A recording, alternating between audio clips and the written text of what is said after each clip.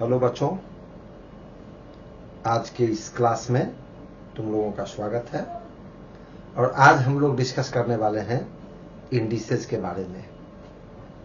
Indices का importance class 9, 10, 11, 12 के साथ साथ जेई मेंस और नीट का प्रिपरेशन कर रहे स्टूडेंट्स के लिए भी उतना ही है। इसलिए ये जो आज का टॉपिक है हमारा इंडिसेस, इस इंडिसेस को हम लोग बेहतर तरीके से समझेंगे और ये तुमको बहुत हेल्प करेगा न्यूमेरिकल प्रॉब्लम सॉल्व करने के लिए फिजिक्स में भी। जैसा कि तुम्हें पता है कि mathematics is the language of physics, तो फिजिक्स को बेहतर तरीके से समझने के लिए मैथमेटिक्स के बेसिक कंसेप्ट्स को समझना बहुत ही जरूरी होता है। तो इसीलिए हम लोग आज डिस्कस करेंगे इंडिसेस। तो सबसे पहले इंडिसेस की बात करेंगे और इंडिसेस की बात करने के साथ साथ कुछ एग्जाम्पल्स लेंगे हम लोग और उस एग्जाम्पल से यहाँ तक पहुंचेंगे हम लोग। तो एक रिक्वेस्ट भी है मेरा तुम लोगों से कि हम लोग जो YouTube पर चैनल स्टार्ट किए हैं, तुम लोग अगर YouTube चैनल पर नए हो, मेरा चैनल पहली बार देख रहे हो, तो चैनल को सब्सक्राइब कर देना, अपने दोस्तों के बीच शेयर कर देना और इसे लाइक करना, क्योंकि रेगुलर वीडियोज अपलोड होंगे, रेगुलर क्लासेज होंगे, लाइव क्लासेज होंगे YouTube पर, फेसबुक पेज पर। तुम मुझे फेसबुक पेज पर और इंस्टाग्राम पर फॉलो कर सकते हो, इसके लिंक डिस्क्रिप्शन में दिए रहेंगे। तो चलो let us start with indices. सबसे पहली बात, जब हम लिखते हैं 2 + 2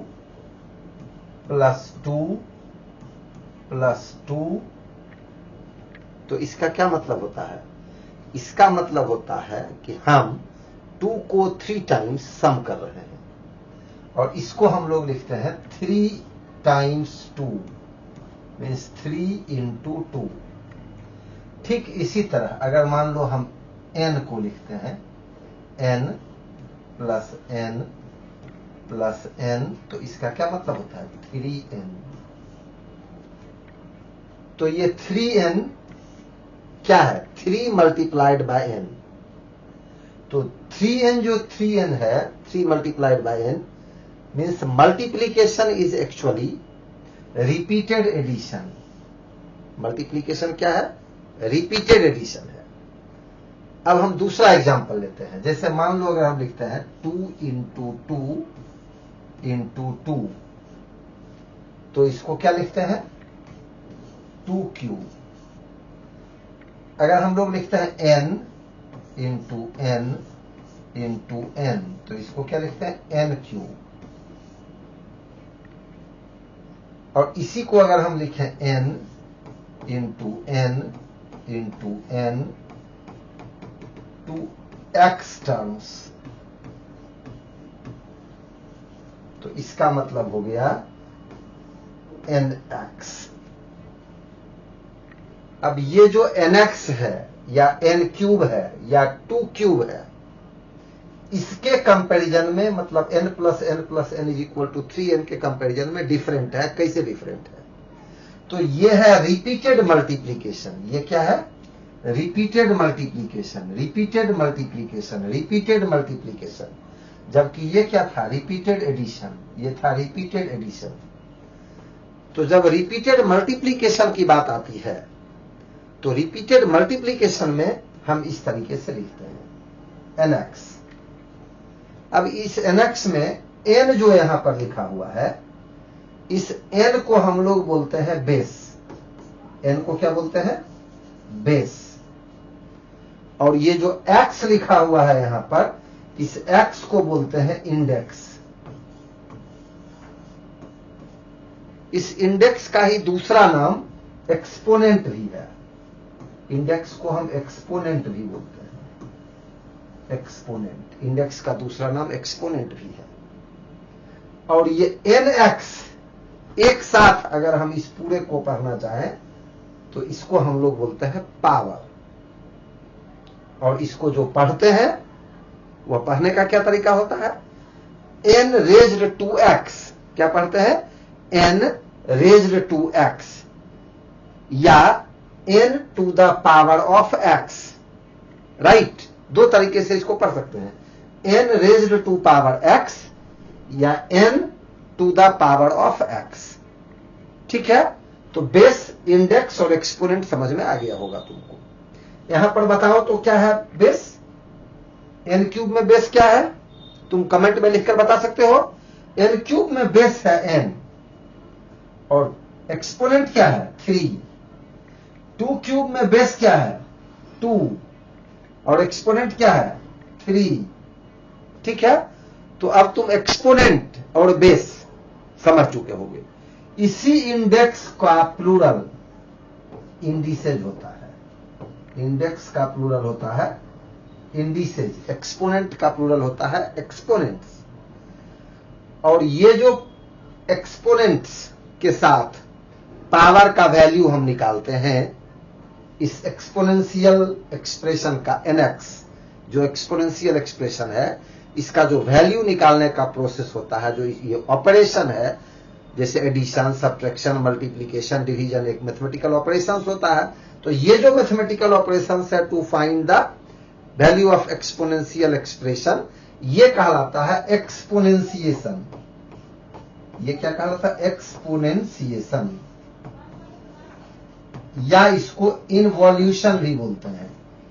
इनवॉल्यूशन, एक्सपोनेंशिएशन या इनवॉल्यूशन, ये हो गया प्रोसेस।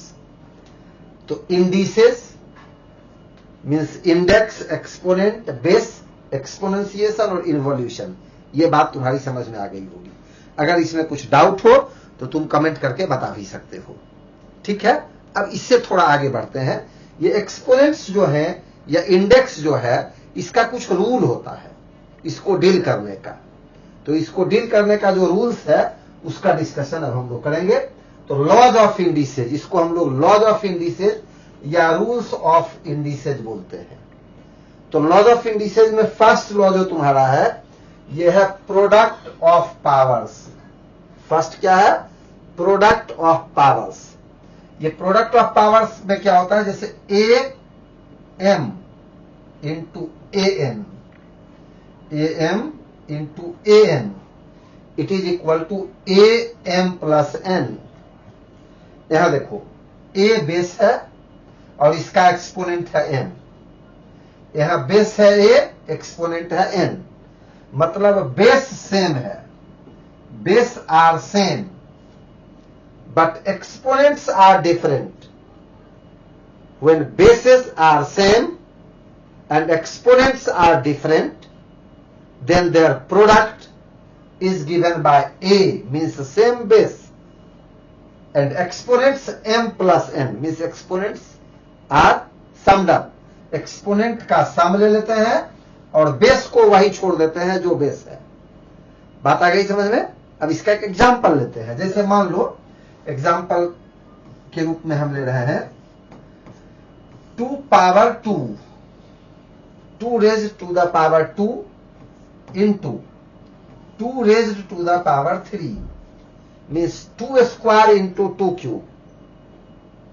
तो यहां देखो बेस क्या है, दोनों में सेम है। बेस क्या है 2 और इसका एक्सपोनेंट क्या है 2, इसका एक्सपोनेंट क्या है 3। तो जब हम इसका रिजल्ट निकालेंगे इस लॉज के बेसिस पर, तो ये हो जाएगा 2 एक्सपोनेंट 2 प्लस 3, मतलब 2 raised to 5, 2 raised to 5। Okay, तो ये हो गया 2 5। अब अगर इसको और बेहतर तरीके से एक्सप्लेन करके समझना चाहते हो तो हम इसको और एक्सप्लेन करते हैं। से 2 रेज्ड टू 2, इसको कैसे लिखा जा सकता है? 2 रेज्ड टू 2, इसका मतलब हुआ 2 इंटू 2 और 2 इंटू 2 मीन्स 4।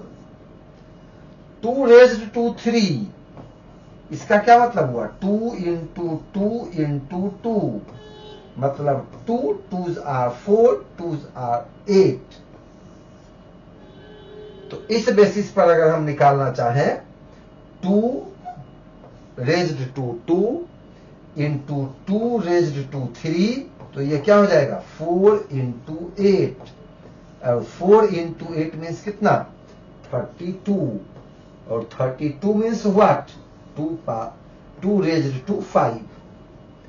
ठीक है, तो तुमको ये लॉ समझ में आ गया प्रोडक्ट ऑफ पावर्स का।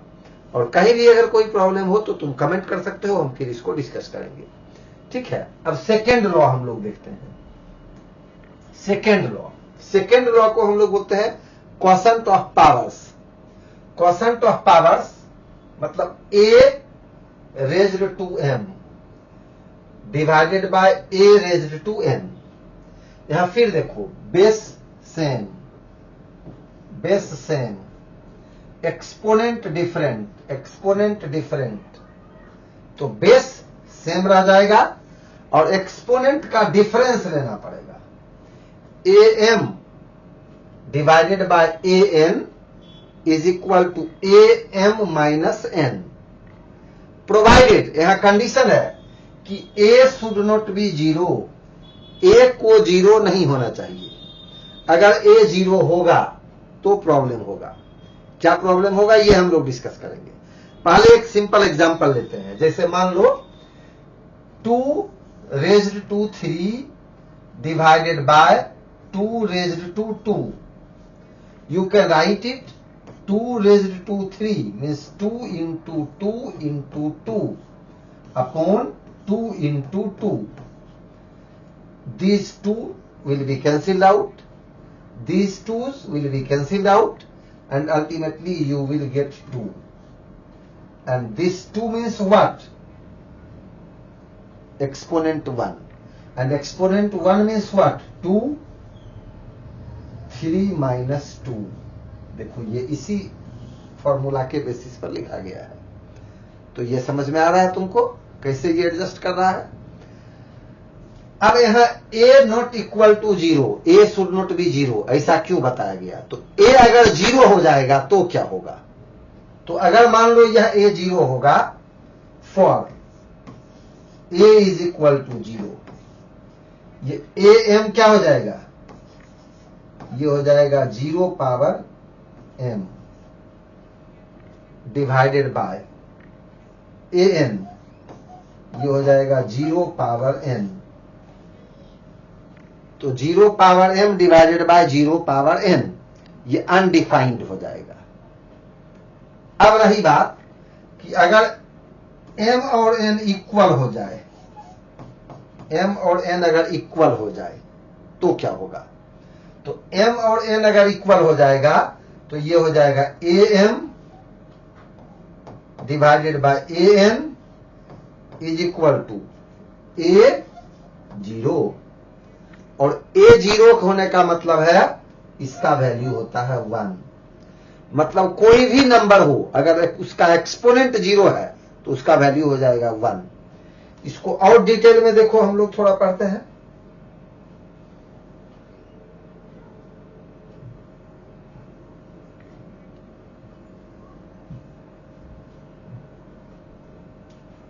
ठीक है, इसको और डिटेल में हम लोग पढ़ते हैं। a पावर m n, यहां देखो पावर ऑफ अ पावर आया। पावर ऑफ अ पावर क्या होता है? a एक्सपोनेंट m और फिर इसका एक्सपोनेंट है n, तो यह हो गया a और एक्सपोनेंट हो गया मल्टीप्लाई m इंटू n। इसका एग्जांपल लेते हैं। 2 2 देन एक्सपोनेंट 3, मतलब 2 exponent 2 into 3 means 2 exponent 6, 2 raised to the power 6।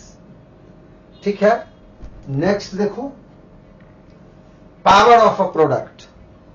जैसे A B exponent 1 n means a raised to n into B raised to n। इसका example हो जाएगा a, हम लोग ले रहे हैं 2 एक्सपोनेंट 2 इंटू 3 एक्सपोनेंट 2। तो ये क्या हो गया? 2 इंटू 3 एक्सपोनेंट 2। या अगर 2 इंटू 3 एक्सपोनेंट 2 लिखोगे तो इससे ये आ जाएगा। तो यह इसी का एक्सप्लेनेशन हो गया। ठीक है, अब नेक्स्ट रूल देखते हैं। Next rule, power of a quotient, a by b exponent n।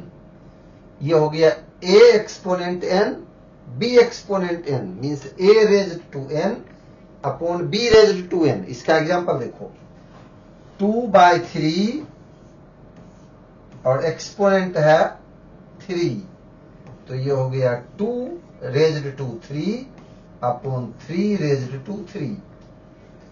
ठीक है। अब नेक्स्ट रूल देखते हैं,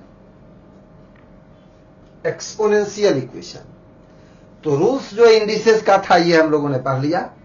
अब हम लोग कुछ एक्सपोनेंशियल इक्वेशन देखेंगे कि how will you deal with exponential equation. जैसे एग्जांपल लेते हैं, first am is equal to an।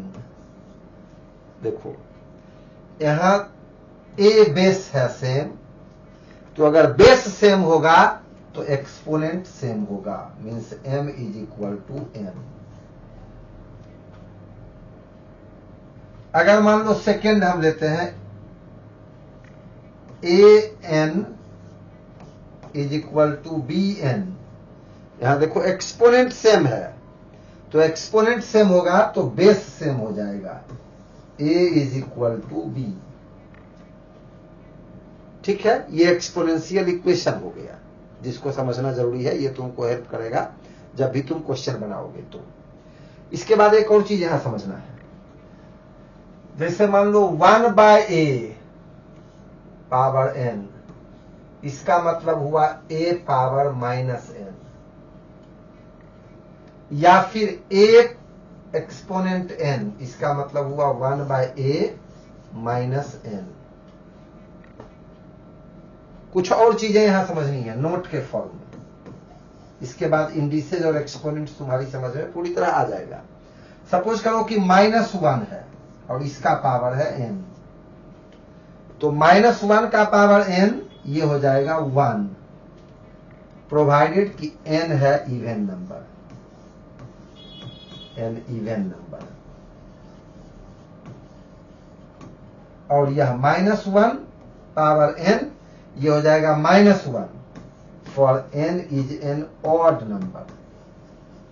अगर n ऑड नंबर है तो यह हो गया -1। जैसे एग्जांपल लो, मान लो -1 है, इसका इवन पावर ले लेते हैं 4, एक्सपोनेंट 4, तो यह हो गया -1 इंटू -1 इंटू -1 इंटू -1। देखो ये -1 इंटू -1 क्या हो गया, +1। फिर ये -1 इंटू -1 +1, तो 1 इंटू 1 ये हो गया 1। -1